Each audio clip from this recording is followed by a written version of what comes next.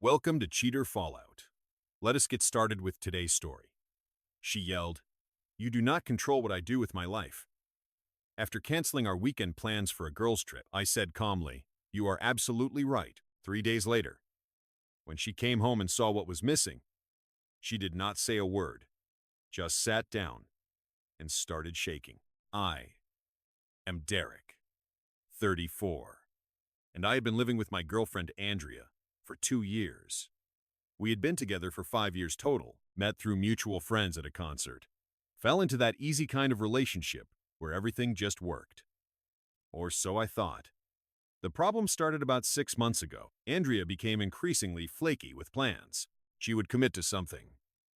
Dinner with my parents, a weekend trip we had been planning, even just a quiet night in, and then cancel last minute, always with an excuse that sounded reasonable on the surface. Work emergency, friend crisis, feeling under the weather. 1 or 2 times, fine. But it became a pattern. The breaking point happened 2 weeks ago on a Wednesday night. We had been planning a weekend getaway to this cabin in the mountains for over a month. I had taken Friday off work, packed our hiking gear, made reservations at a restaurant she had been wanting to try. Thursday evening, I came home to find Andrea on the couch, phone in hand, smiling at the screen. "Hey," I said, setting down my work bag. "All packed for tomorrow?" She looked up and I saw something shift in her expression. Guilt, maybe, or calculation. "About that," she started. "Jess called. Her boyfriend just broke up with her, and she is devastated. A bunch of the girls are putting together a last-minute trip to the beach to cheer her up. They are leaving tomorrow morning." I felt my jaw tighten. "We have had this cabin planned for over a month. I know, and I am sorry. But Jess really needs me right now. She is completely falling apart. Cannot the other girls handle it? You made a commitment to me, Derek. She is my best friend. I cannot just abandon her when she is going through something this painful. And what about abandoning our plans? This is the third time this month you have canceled on me." She stood up, phone still in her hand. "I am not canceling on you. I am being there for a friend who needs me. There is a difference. Is there? Because from where I am standing, it feels like everyone else's needs come before our relationship. That is not fair. I am allowed to have friendships. I am allowed to be there for people who need me. I am not saying you cannot have friendships. I am saying I am tired of being the fallback option. The thing you fit in when nothing better comes up." Her face flushed red. "Nothing better? Are you serious right now? My best friend is heartbroken and you are making this about you." "I am making this about the pattern, Andrea. About how I plan things and you cancel them. About how I am starting to feel like I do not matter to you anymore." "Oh my God, you are so controlling." She threw her hands up. "You do not control what I do with my life." I looked at her. For a long moment, she was breathing hard, face still flushed, holding her phone like it was a shield. And I realized something in that moment. I was done fighting. "You are absolutely right," I said calmly. "I do not control what you do with your life." She seemed surprised by my sudden shift in tone. "So, you understand why I need to go?" "I understand perfectly. Have a good trip." I walked into the bedroom and closed the door. I heard her moving around the apartment for a bit, heard the front door open and close around 9 o'clock. She texted me later. "Staying at Jess's place tonight. We are leaving early tomorrow. I will be back Monday evening. Love you." I did not respond. That night, I did something I am not proud of, but also do not regret. I went through Andrea's laptop while she was gone. I had never done it before, always trusted her, always believed in privacy. But something about her reaction, about the way she had been so quick to yell and deflect, made my gut twist. I found her messages with Jess easily enough. They used the laptop messaging app, and there, in plain text, was the truth I had been trying not to see. There was no breakup. Jess's boyfriend was fine. The beach trip was real, but it had been Andrea had known about it when we booked the cabin. She had just been trying to figure out how to get out of our trip without looking like the bad guy. But that was not the worst part. The worst part was the other messages. Messages with someone named Tyler. Flirty messages that went back months. Nothing explicitly physical.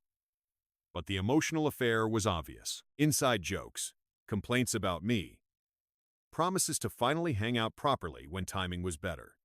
And then, I found it. A message from Tyler from 2 days ago. Cannot wait for this weekend. Beach house is going to be perfect. Tyler was going on the girls' trip. I sat there with her laptop open, reading message after message, feeling something cold settle into my chest. Not rage, exactly. Something calmer and more final than rage. I spent Friday and Saturday thinking, planning. By Sunday afternoon, I knew what I had to do.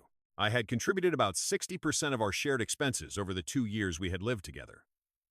The apartment lease was in both our names, but I had paid the security deposit. Most of the furniture was mine from before we moved in together. The television, the couch, the bed, the kitchen table, all mine.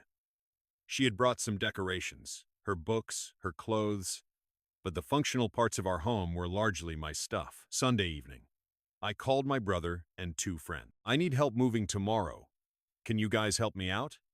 They showed up Monday morning with a truck. By noon, I had moved out everything that was mine. The couch, the television and entertainment center, the bed and mattress, the kitchen table and chairs, the coffee maker, the good pots and pans, the microwave, my clothes, my books, my personal items, all of it gone. What I left behind was a nearly empty apartment, her decorations on bare walls, her clothes in an empty bedroom with no bed, her books on the floor where the bookshelf used to be. The kitchen had her dishes and cheap cookware she had had since college, but no table to eat at, no good appliances to cook with. I also left behind a note on the kitchen counter, the only surface left to put it on. Andrea, you are right.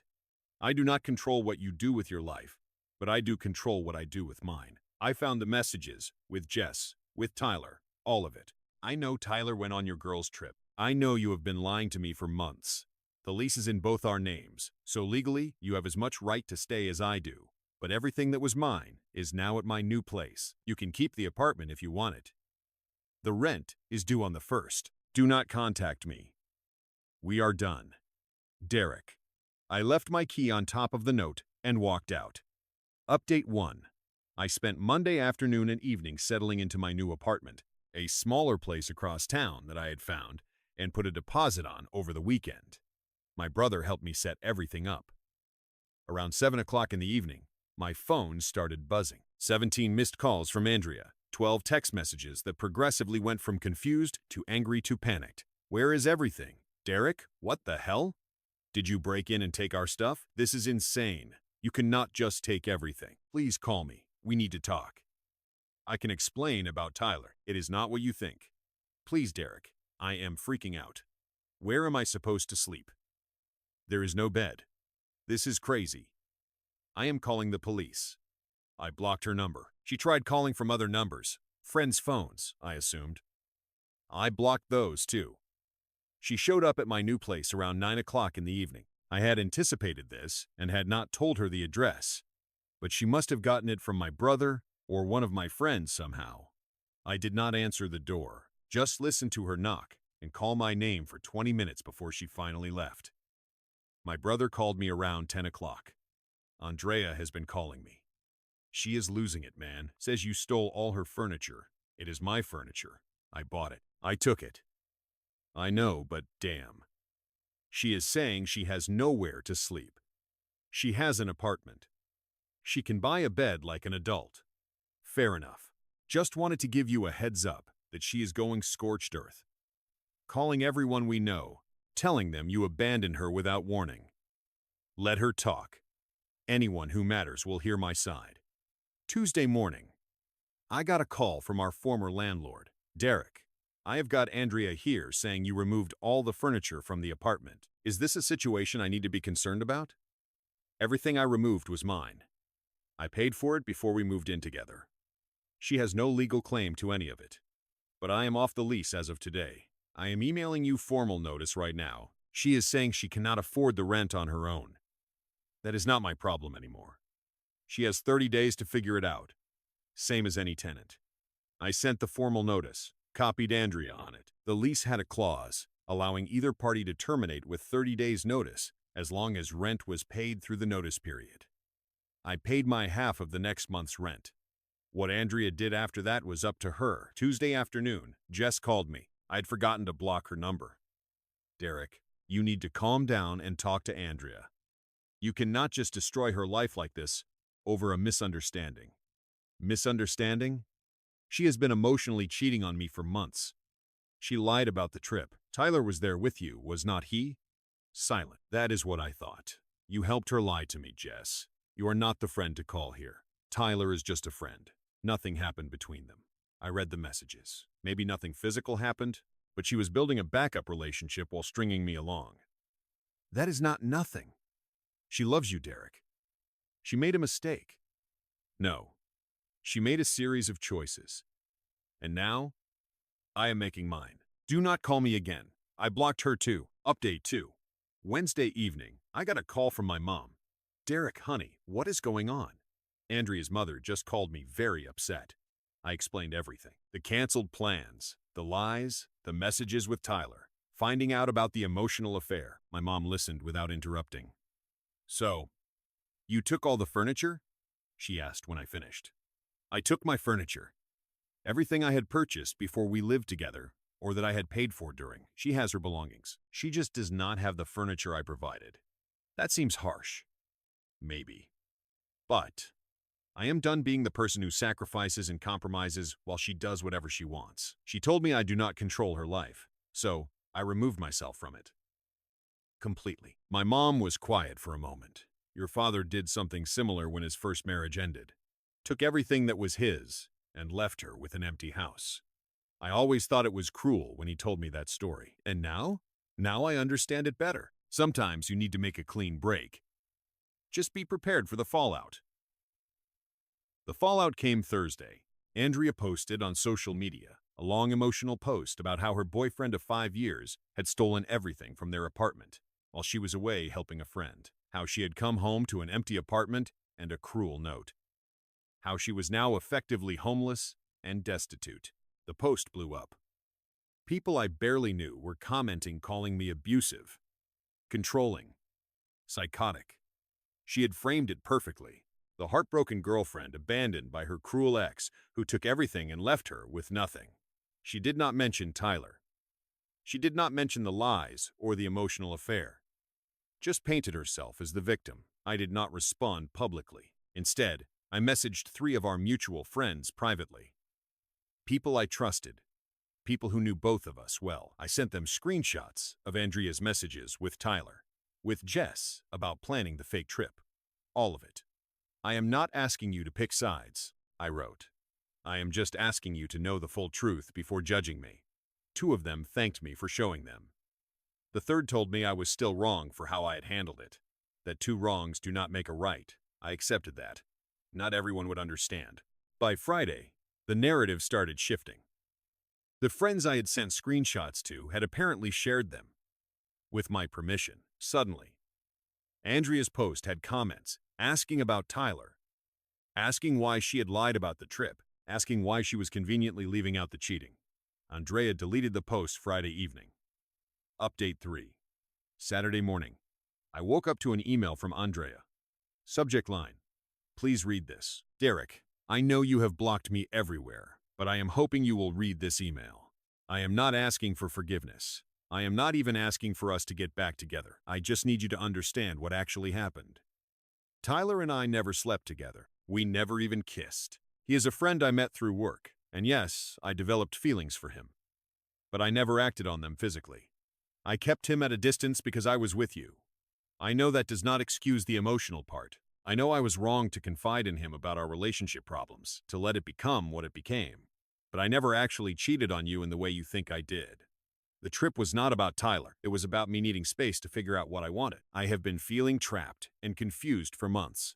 I did not know how to talk to you about it. What you did, leaving me with nothing. Taking everything while I was gone. Abandoning me. Without warning.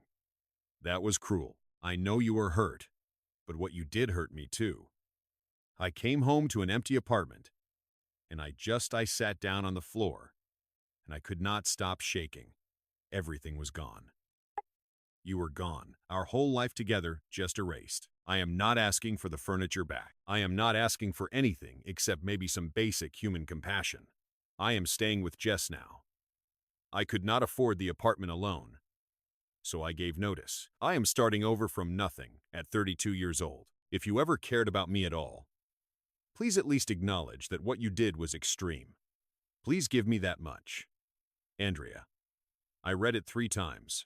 Felt the guilt try to creep in. Felt the part of me that had loved her for 5 years want to respond, want to apologize, want to make it better. Then I closed the email and deleted it. Because here's what she still did not get. I did not do what I did to hurt her. I did it to free myself. Every piece of furniture I took, every item I removed, it was not revenge. It was reclaiming my life. She wanted space to figure out what she wanted. Fine. Now she has all the space in the world. And I have mine. Final update. It has been 6 weeks now. I have settled into my new place. Made it feel like home. The apartment is smaller, but it is fully mine. No shared lease, no shared furniture, no shared anything. Just me and my stuff. And the life I am rebuilding. I have heard through mutual friends that Andrea is doing okay. She got a new apartment with a roommate. Bought some secondhand furniture. She and Tyler are tried dating officially, but it fizzled out after 2 weeks. Turns out the fantasy was better than the reality. A few people still think I am a monster for what I did. They see taking the furniture as this vindictive, cruel act. Maybe they are right. Maybe there was a better way to handle it. But I sleep fine at night. The apartment might have been half empty when she came home, but our relationship had been empty for months before that. I just finally had the clarity to see it and the courage to end it completely. Jess tried to reach out once more about 3 weeks ago. A long text about how Andrea was struggling, how she had made mistakes, but did not deserve to be punished like this. I did not block her this time. Just responded with, she made her choices. I made mine. We are done here. My brother asked me last week if I had any regrets. About leaving? No, I said. About how I did it? Sometimes. But Andrea spent months lying to me, building a connection with another guy while keeping me as her backup. She yelled at me for wanting basic respect and commitment. What was I supposed to do? Keep fighting for someone who clearly did not want to be there. You could have just moved out normally, given her warning. I could have, but would she have learned anything? Would she have felt the actual impact of her choices? Or would she have just spun it as me being unreasonable, me being controlling? He did not have an answer to that. I have been on a couple dates. Nothing serious yet. I am not in a rush. For the first time in years, I am actually enjoying being alone, enjoying having space that is completely mine, making plans I know will not get canceled, living life without constantly wondering if I am someone's second choice. Andrea sent me one more email 2 weeks ago, just 2 lines. I hope you are happy. I hope this was worth it. I almost responded. Almost told her that yes, I am happy. That leaving was the best decision I have made in years. That she did me a favor by showing me who she really was, but I did not. Because the truth is, she does not matter anymore. What she thinks does not matter. Whether she understands why I left does not matter. What matters is that I am free. The furniture, the apartment, the shared life, all of it was weighing me down, and when I took it all away, when I left her with that empty space, I was not trying to hurt her. I was trying to show her what she had already done to me. Edit. Some people are asking if I feel guilty about the furniture situation. Sometimes. Yes. But then I remember coming home to a half-packed apartment countless times. Remember the canceled plans. Remember reading those messages with Tyler. The furniture was mine. Taking what is mine is not theft, and it is not revenge. It is just boundaries. Edit 2. No, I have not heard from Andrea directly since that last email. I have her blocked on everything. Friends tell me she has moved on and is doing fine. Good for her. I have moved on too. Edit 3. For everyone saying I should have just broken up with her like a normal person, I did. The note was the breakup. Taking my furniture was just the punctuation mark. Thank you for watching until the very end. Wishing you happiness, peace, and a wonderful day ahead.